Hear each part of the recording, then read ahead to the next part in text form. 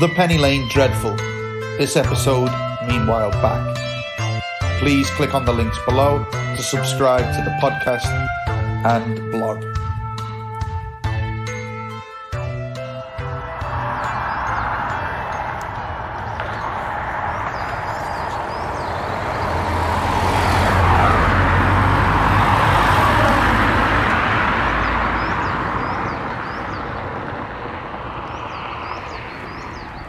In 1967, this peaceful half-mile stretch of road in Liverpool became a mecca to fans of the Beatles, eager to see the place that had inspired their hit single, Penny Lane.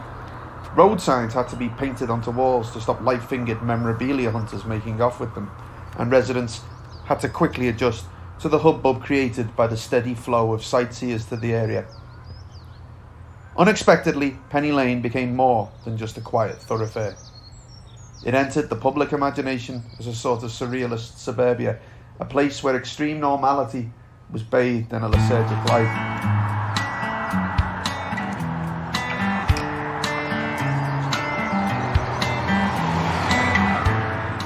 Within 3 years, however, unemployment was on the rise in Liverpool. Beatlemania was over, and even the local council couldn't see a future in Fab 4 tourism.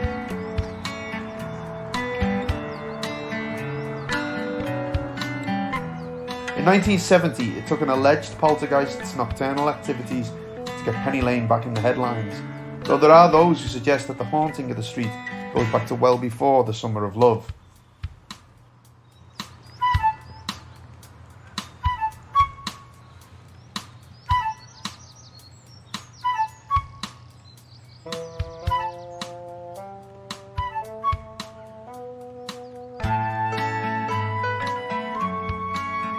Until very recently, I lived just over the road here on Penny Lane, in what I can only describe as an awkwardly triangular flat-roofed cottage.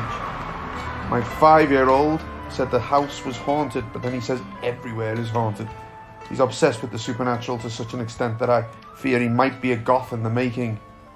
According to my son, the haunting of our Penny Lane house was centred around the bathroom, which meant he had to be accompanied whenever he needed the toilet.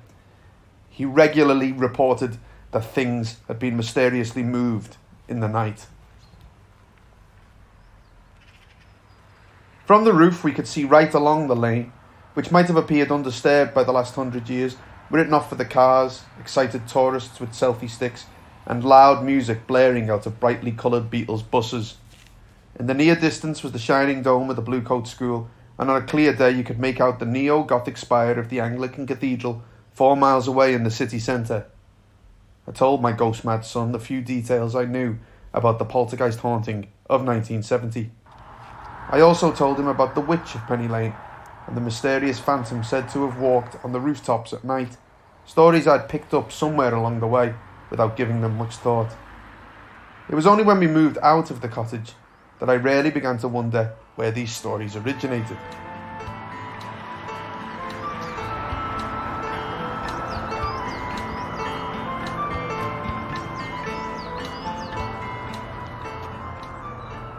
An article about paranormal Penny Lane, giving an overview of the lane's anomalous occurrences, was published in 2008 on the Liverpool Echo website, and could possibly have been where I first heard some of these stories.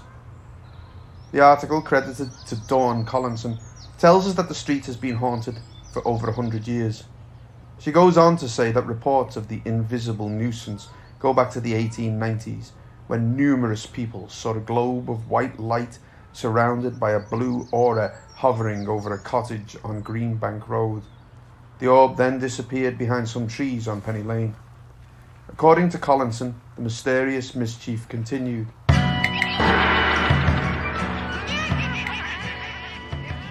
A horse couldn't pull its landau up Penny Lane for a full half hour, the wheels locked by some witchery.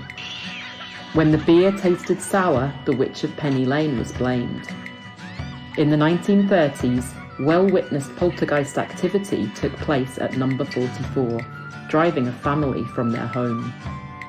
In 1955, a mysterious blonde girl was seen combing her hair at the window of number 44, vanishing seconds later. That night, something walked heavily across the slate roofs of Penny Lane, waking residents, stopping on the roof of George Lund's laundry at number 117 and disappearing with a loud bang.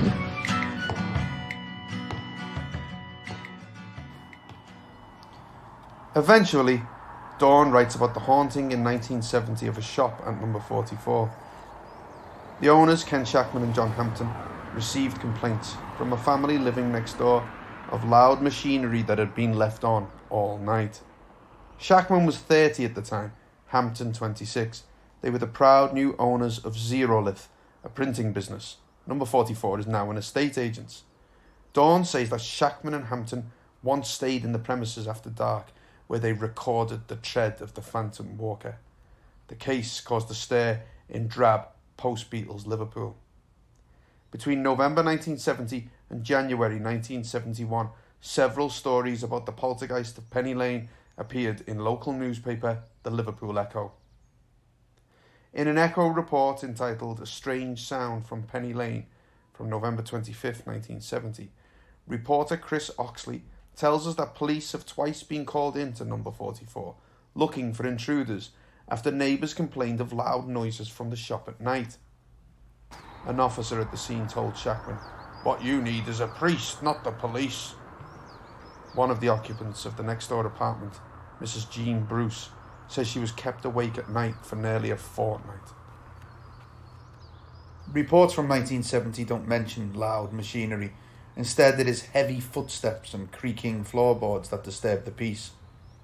Using a clunky reel-to-reel tape machine, Shackman and Hampton recorded the awful sounds that had been keeping the Bruce family from their sleep. 3 days later, Oxley returned to Penny Lane. In a report entitled Waiting for a Ghost, Oxley describes sitting with 11 hopeful ghost spotters, talking about the weird ways of spirits in the Bruce's front room, which is separated by a thin wall from the printing shop. After midnight, strange things started happening, or so 8 people among us claimed. Several faint footsteps, 2 or 3 creaking floorboards, 1 whirring sound, and 2 female voices. Oxley is obviously sceptical, attempting to catch a potential hoaxer by scattering powder on the floor of the printing shop. The powder is undisturbed, and Oxley wonders, perhaps facetiously, if an early death on the premises had resulted in the haunting. "Not that I know of," the previous occupant tells him. "I heard nothing. My wife reckons she heard some strange sounds while we were living there, but that was probably just me sneaking in late at night." On New Year's Day, 1971, the Echo follows up this report, telling us that Shackman and Hampton have been sifting through the records, where they have found that in 1930, a family left the house next door after being scared by the sound of footsteps. The printing duo also reveal that they have received many telephone calls and letters telling of strange noises in the area.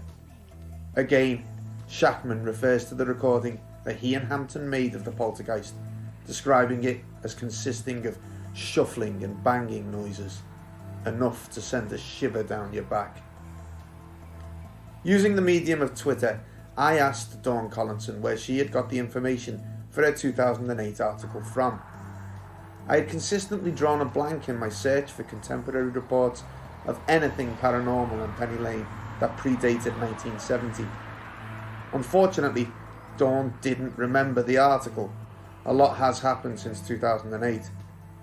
However, she did hazard a guess that her source had been Tom Sleman. The Whittle Globe describes Sleman as a world-famous psychic researcher. His writing has appeared in the local press for as long as I can remember, and he is the author of several volumes of Haunted Liverpool. I contacted Tom, and he was kind enough to get back to me. I had so much material on the Penny Lane poltergeist and the girl who appeared at the window, etc., obtained from listeners' memories and library research when I was at Radio Merseyside. Someone even sent a copy of the Shackman and Hampton tape. When I left the station, most of it went missing. It was a long time ago. The parcel it came in bore a Manchester postmark, and it was an old reel which the producer at the time put on, and it went on for some time. It had the sounds of echoing footsteps, what sounded like an archetypal chains rattling, and also a thumping metallic noise that reminded me of someone punching one of those electric cookers. They had to edit it down because the track went on for so long. That tape and an awful lot of correspondence from listeners later went missing at the station. Sometimes the listeners wrote to me, care of the DJ or presenter I was appearing with, so the letters weren't always passed on. When we mentioned that case on the air, the telephone lines went mad. I also lost a transparency sent to me by a man who said the photocopier machine at number 44, many years later in the 1980s, was on one morning and there was a baldy man leaning into the machine with his eyes closed. There was no access to the shop at the time. I wanted to put the picture in a Mersey Mart column, but someone took it. It was really infuriating.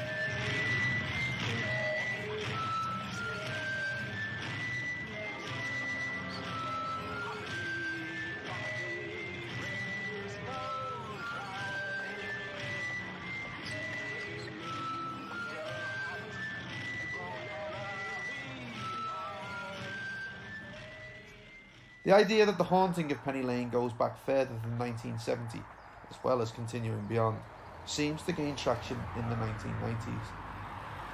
However, apart from the work of Tom Slemen and a few blogs that regurgitate the same material, any mention of the poltergeist seems non-existent outside of the Liverpool Echo.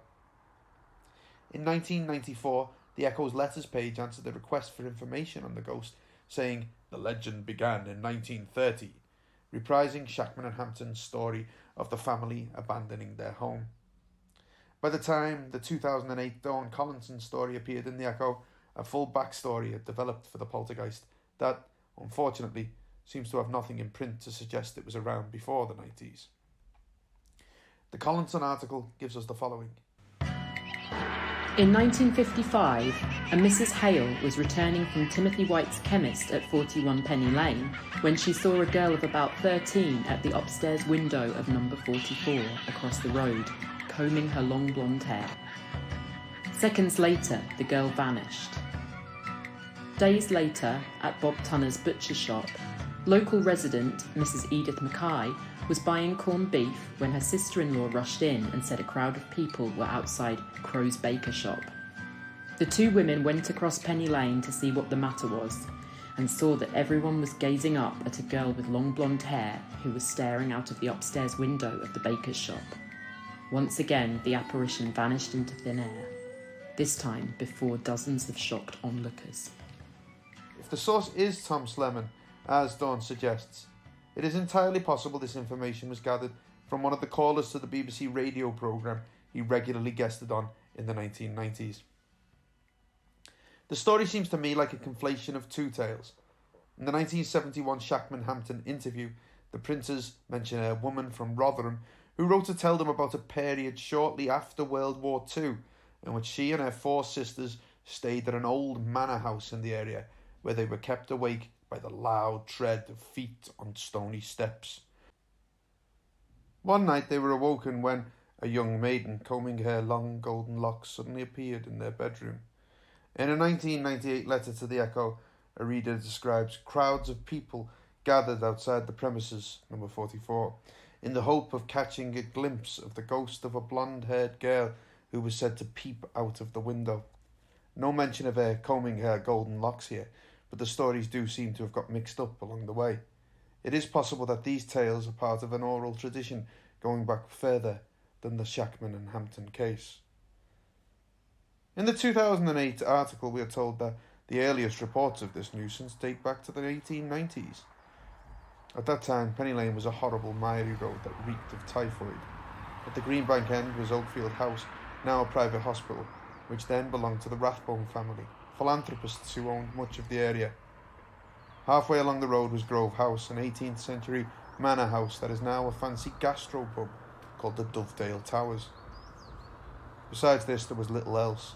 Penny Lane was basically a dirt track until the houses and shops were built in the early 20th century.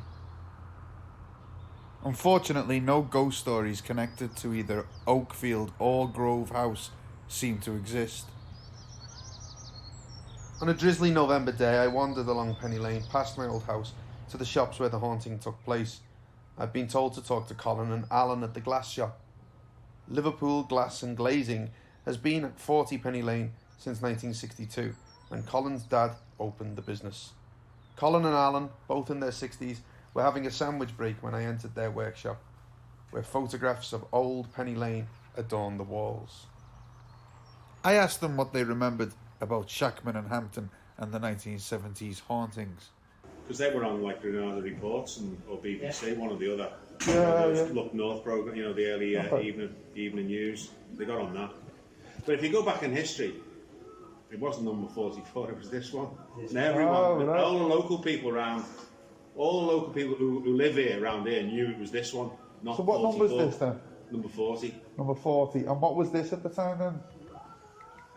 Well, this goes back to being... that shop there. That's it there, yeah.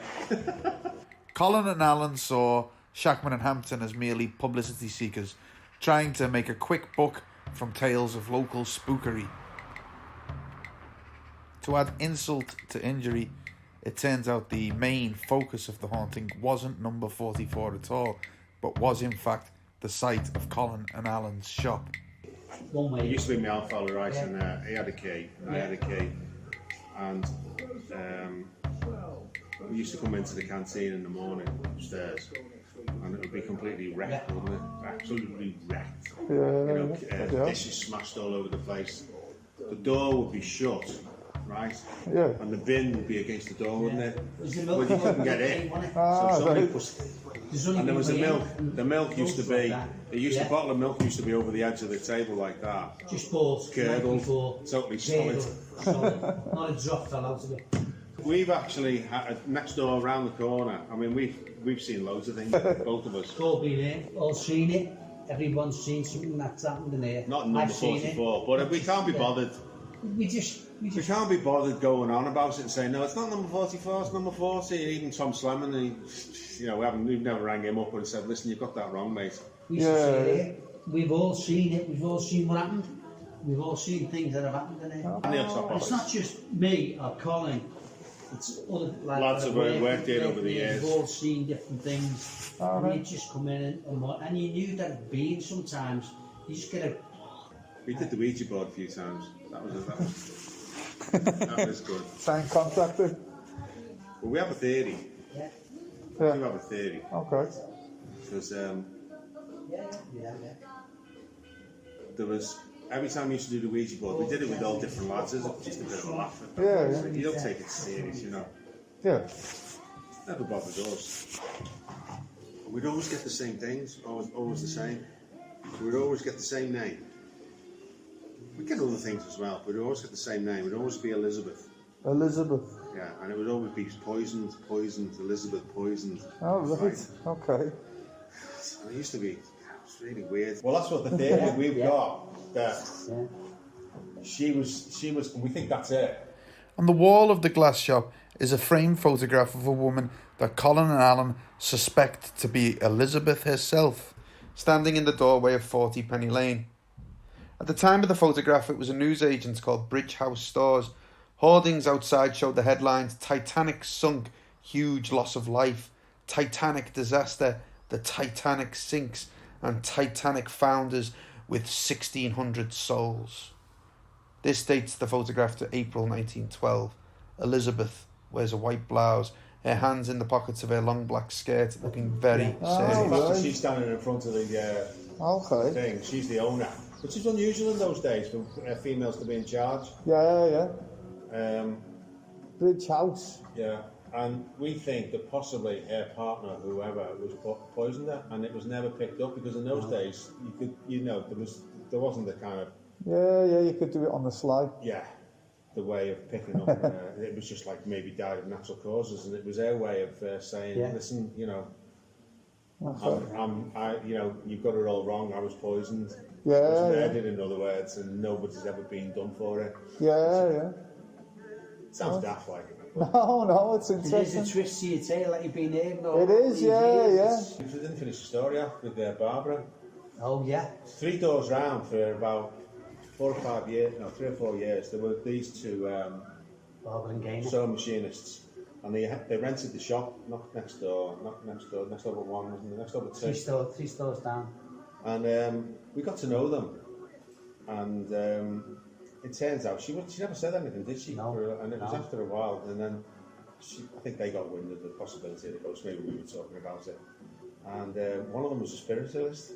Oh, really? And so we did the Ouija board with them, didn't we, one day? Yeah. And In here, did you do Yeah. it? did it here. She was upstairs. He went nuts. He went all over the place. And then spoke to her next day or so, or something like that, and she said he won't come back. I told her to go. That's what she said, didn't she? And that day, nothing. We haven't had any. Nothing has ever nothing's happened been in wrecked. this place, She said it. and that's true. Oh, that. right, okay. So, according to Colin and Alan, the tale of the Penny Lane poltergeist ended thanks to the intervention of a humble sewing machinist.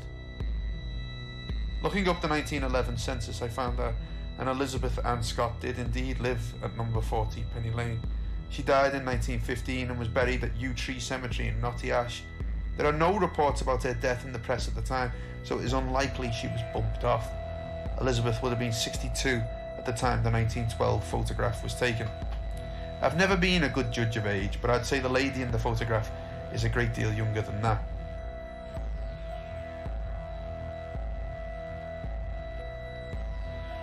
Could it be that Elizabeth has been responsible for all the banging and mysterious footsteps that have been reported on Penny Lane over the years? Anything's possible, I suppose, though it did cross my mind that Colin and Alan perhaps knew of an Elizabeth that had lived at number 40, and that this had subconsciously affected the outcome of their Ouija board sessions. Also, alongside the Titanic headlines in the photograph of Elizabeth is one that reads, "A pious poisoner," presumably a reference to the case of Frederick Seddon, a Liverpool-born murderer who was hanged in April of 1912. Could this have also been swirling around in the minds of Colin and Alan as they and the sewing machinists from 3 doors down sat excitedly round the table for their seance? Nobody in the area seems to know what happened to Shackman and Hampton. I managed to track somebody matching Shackman's description to Bury in 2005, but the trail ended there. How much of the legend was already in place before 1970 is very hard to gauge. On the Facebook page Penny Lane Gossip, Pete Bryden reported that he lived at 46 until 1960 when he was 11 years old. The only unusual thing that he recalled was the reluctance of the family dog to go into the attic. Could it be that reports of paranormal events have been exaggerated by the prominence brought to the area with the release of the Beatles track? If Shackman and Hampton were publicity seekers, then what better street to choose for their hoax? The citizens of Liverpool must have been experiencing a sort of hangover in 1970. The party was over. A good old-fashioned ghost story, tenuously related to the city's recent glorious past, may have been just what some people needed. Though the Witch of Penny Lane, the white orb seen in the area, and the mysterious girl at the window don't seem to make it into print until much later, they could all, conceivably, be a manifestation of the same force or spirit, or at least have the same root in orally transmitted folklore. Penny Lane is just 2 miles from the 5,000-year-old Calder Stones, a Neolithic burial site. It is not hard to imagine that notions about the mysteries of our pre-Christian past might have been strong in this vicinity. We used to get it regularly. Occasionally, we get the odd person coming in saying, you know, this is where the ghost was, wasn't it? You know, but, I mean, years ago, we used to get loads of times, all the time. Not that, not number 44. Yeah. But it's down on record as being number 44, so... Yeah, that's weird, isn't it? Yeah, so... we're not... I mean, it could have been... You hear stories about people on the whole block saying, all of this block. All the block was... I'll tell you another one where it was the cottage over there in the corner over there, they say it a lot, don't they? Sorry, yeah, on the corner there. They say funny things have happened and things there. one or two have moved out because they didn't like it. The little cottage that Colin is referring to is the house I lived in until recently. The house where my 5-year-old son said things were being moved and where he refused to go to the toilet unaccompanied. I told Colin this. Various people who've lived there over the years have said that there's strange things have happened there. Oh, that's awful. But you didn't get anything. Colin and Alan left me thinking that perhaps my son and myself had been a small part of the story of paranormal Penny Lane. Nice one, thanks very much. See you soon.